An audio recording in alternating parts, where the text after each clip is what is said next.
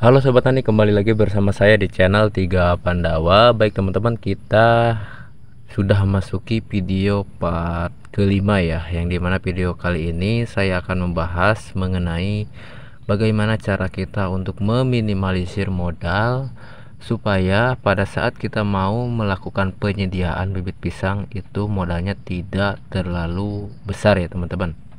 Mungkin di video kali ini pembahasannya tidak terlalu panjang ya teman-teman. Jadi teman-teman siapkan dulu kopi dan gorengannya supaya tidak gagal paham ya teman-teman. Oke, langsung saja ke inti pembahasannya. Oke, di sini ada 3 cara ya yang menurut pengalaman saya pribadi cukup efektif untuk meminimalisir modal pada saat kita mau melakukan penyediaan bibit pisang ya, atau membeli bibit pisang. Oke, untuk cara yang pertama ya, teman-teman bisa membeli bibit pisangnya itu ke sesama petani pisang yang ada di daerah teman-teman. Nah, untuk yang kedua, teman-teman itu harus mencari orang yang sudah terbiasa bekerja keras atau bekerja berat ya teman-teman.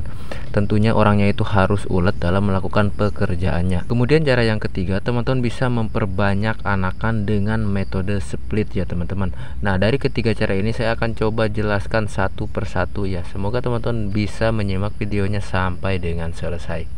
Oke, untuk cara yang pertama tadi ya, kenapa saya merekomendasikan untuk membeli bibit pisang ke sesama petani yang ada di daerah teman-teman ya? Karena biasanya ya teman-teman, kalau sesama petani pisang itu tidak pernah menarget harga ya, atau mematok harga untuk satu bibit pisangnya. Kalaupun misalkan menargetkan harga ya, biasanya tidak terlalu mahal. Kemudian yang kedua, kita tidak usah memikirkan biaya untuk ongkos kirim ya, atau ongkir, karena kan lokasinya itu dekat ya dengan lokasi lahan yang akan kita gunakan nanti. Nah, kemudian keunggulan atau keuntungan yang ketiga, kita membeli bibit pisang ke sama petani ya, kita bisa langsung memilih mana anakan pisang yang bagus dan yang tidak ya teman-teman. Nah, itu yang pertama ya, penjelasan cara yang pertama. Oke, sekarang kita masuk ke pembahasan yang kedua ya teman-teman.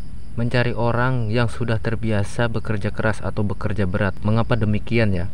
Karena mendongkel anakan pisang atau mengambil anakan pisang itu prosesnya cukup lama, cukup menguras tenaga juga ya teman-teman. Nah, kalau misalkan kita mencari orang yang sudah terbiasa bekerja keras atau bekerja berat ya, tentunya orang itu harus ulet dalam melakukan pekerjaannya, mungkin bisa lebih cepat ya pada saat proses pengambilan bibit pisangnya, sehingga modal yang kita keluarkan itu tidak terlalu banyak ya, atau tidak terlalu besar.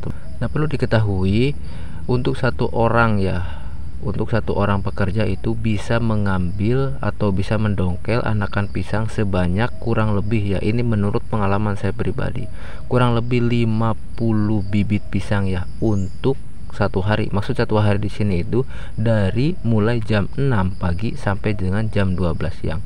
Kurang lebih sekitar 50 sampai dengan 80 bibit pisang yang bisa didongkel ya untuk satu orang pekerja nih teman-teman. Jadi kapasitasnya kurang lebih segitulah kemampuannya gitu.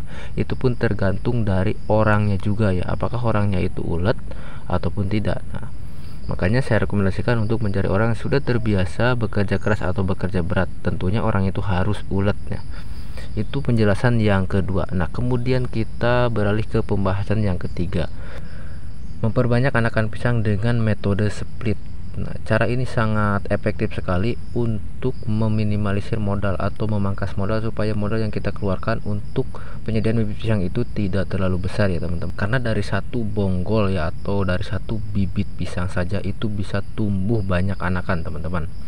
Namun yang harus teman-teman ketahui itu, metode split itu harus tahu caranya dulu ya teman-teman. Yang pertama itu kita harus tahu bibit pisang ya, atau bonggol pisang yang akan kita split nanti bagus atau tidaknya ya.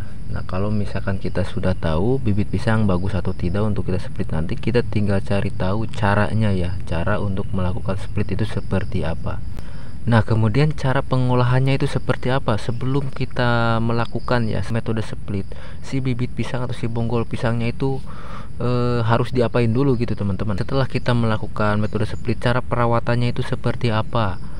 Dan untuk selanjutnya kita harus tahu anakan yang tumbuh bagus itu seperti apa, yang akan kita jadikan bibit pisang nanti, atau yang akan kita tanam di lahan kita ya teman-teman. Teman-teman itu harus tahu ya, jangan sampai misalkan dari satu bonggol pisang itu tumbuh banyak anakan ya. Nah, jangan sampai diambil semuanya, tapi kita pilih mana yang paling bagus untuk kita tanam nanti.